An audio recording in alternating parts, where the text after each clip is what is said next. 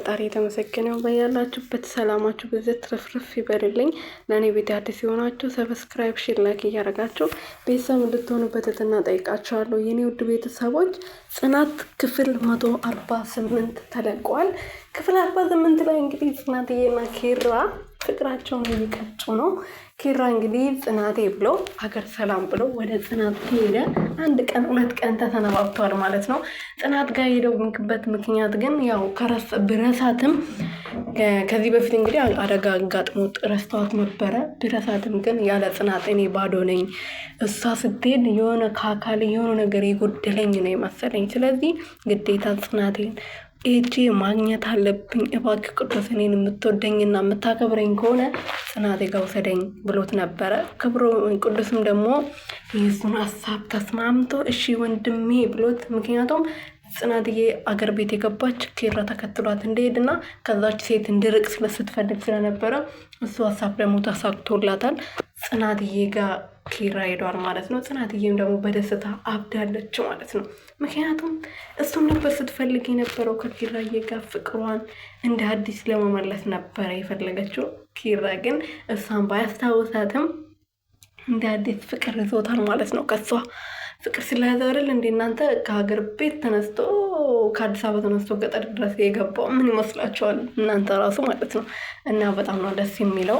አሁን ልክ እንደ በፊታቸው እየሆኑ ነው። ባያስታውስም ኪራን በቅርቡ ሚስቱ እንደነበረች ከእሷ ጋር ስንት ነገር አሳልፎ እንደነበረ ያስታውሳል ብዬ ተስፋ አደርጋለሁ። አገር ቤት ደግሞ ጥሩ ቆይታ እያሳለፉ ነው ከጋሽዬም ጋር። ግን መጥፎ ነገርም ቢፈጠር በቅርቡ መጥፎ ነገር ይፈጠራል። ለምን አወራሽ ለምን ታማርቻለሽ አንቺ ሟርተኛ እንዳትሉኝ እንጂ ማለት ነው።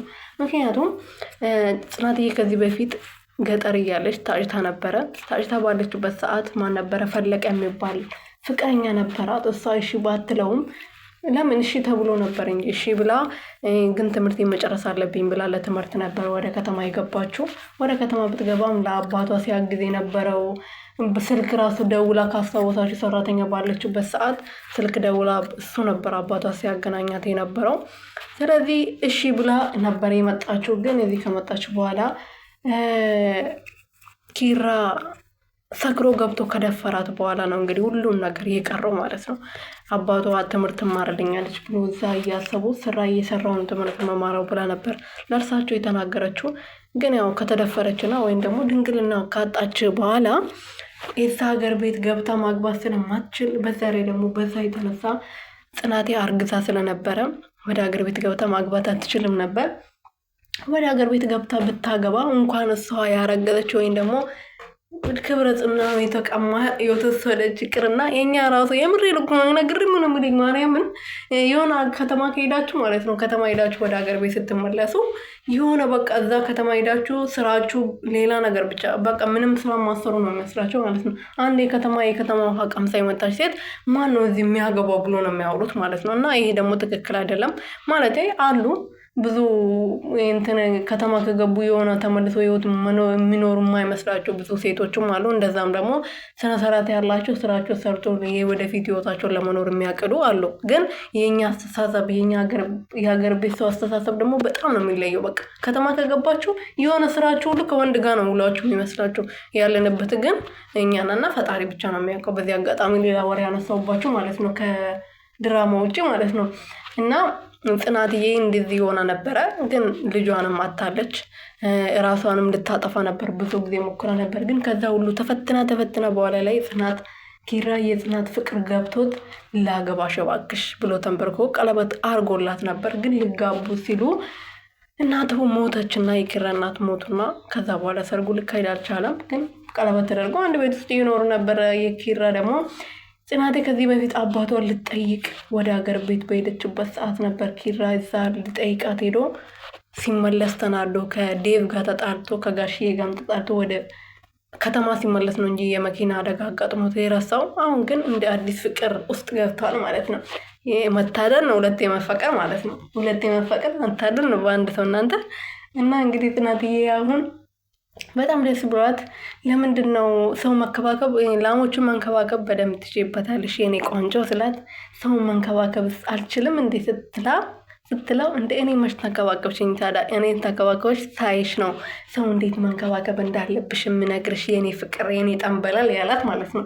እና እሷ ደግሞ ግዴታ እዚህ ሀገር እኮ ሲያቅፋት ግዴታ ወንድ እና ሴት እዚህ ሀገር የሚተቃቀፉት ወይም ባልና ሚስት መሆን አለባቸው ወይም ፍቅረኛ ማቾች መሆን አለባቸው ስትለው እና እኔ ላጫሽ እንደ ግዴታ አንቺን ለማቀፍ አንቺም እንደ ፍቅረኛ መሆን አለብኝ ስላት እንኳን አሁን አጭታኝ መጀመሪያ ማስራኛል አሁን ደግሞ ብቻ ብታጨኝ እንዴት ደስ ባለኝ ብላ ስታጉረሩን ብቻዋን ሰምቼሻለሁ ብለው ሲያባረራት ነበር ማለት ነው። እና በጣም ነው ደስ የሚለው ማለት ነው። እኔ መቼ ነው ግን እንደዚህ መሆነው? እናንተ እባካችሁ ንገሩኝ።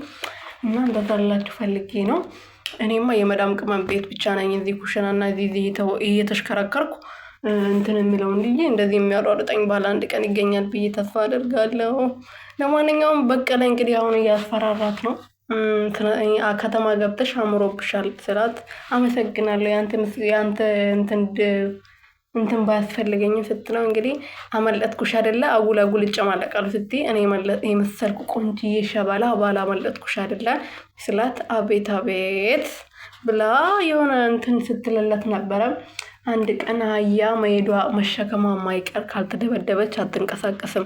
ስለዚህ አንቺም ስነስርዓትን ካልያሽ መደብደብሽ አይቀርም። ስለዚህ ስነስርዓትሽን ብትይዢ ከአሁኑ ነግርሻለሁ፣ ጽናት ጥሩ ይመስለኛል ብሎ ሲያስፈራራት ነበረ። እኔ መቼም አልሰማም ብለዋለች። ጽናትዬ ስነስርዓት ቢኖርሽ ጥሩ ነው፣ ወይም ደግሞ ኪራሽን ይዘሽ ወደ ገጠርሽ ወደ ከተማሽ ብትመለሺ እኔ ጥሩ ይመስለኛል። ምክንያቱም እነዚህ ሰዎች በጣም መጥፎ ነገር አስበዋል። ወንድምየውም ስዝትበት ነበር ኪራና ቅዱስ ላይ።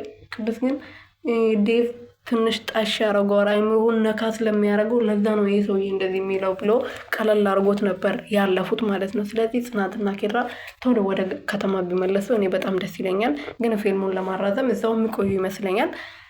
እና ናሆሜ ወደ ስራው ሄዷል። አባቱ ሌላ ቦታ ስራ ተጠይቆ ስለነበረ በሱ ቦታ እሱ ነበር ሄደው።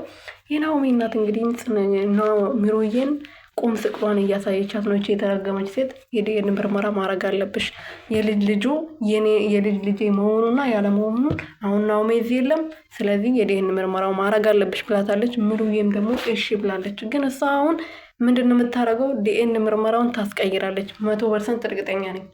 ናሆሜ በሌለበት ሰዓት ዲኤንኤ ምርመራ ማስደረግ የፈለገችው ብቻውን ማስደረግ የፈለገችው ዲኤንኤ ምርመራ ታስቀረጊርና ናሆሜ ሲመጣ ልጁ ያንተ አይደለም ትለዋለች። በቃ ይሄን ነው የምትፈልገው። ምክንያቱም እነሱ እንድለያዩ ነው የምትፈልገው። ለምን እንደዚህ ጠምዳ እንደያዘቻት ባላቅም። ምሩዬ ግን አይዞሽ እያለቀሰች ነበር ዛሬ። ሰንዬ ግን ከጎኗ ስለሆነ ታበረታታለች ብዬ ተስፋ አደርጋለሁ ማለት ነው። የኔ ውድ ቤተሰቦች ይህን ቻናል ሰብስክራይብ፣ ሼር፣ ላይክ እያደረጋችሁ ቤተሰብ እንድትሆንብኝ በትህትና ጠይቃቸዋለሁ። ምክንያቱም ይሄና ማውራቴ ምንም ጥቅም የለውም እናንተ ካላበረታታችሁኝ ማለት ነው።